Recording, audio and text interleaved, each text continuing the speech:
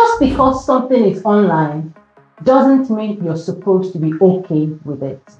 This is day 10 of 15, where I'm answering real questions young people ask about online safety and privacy.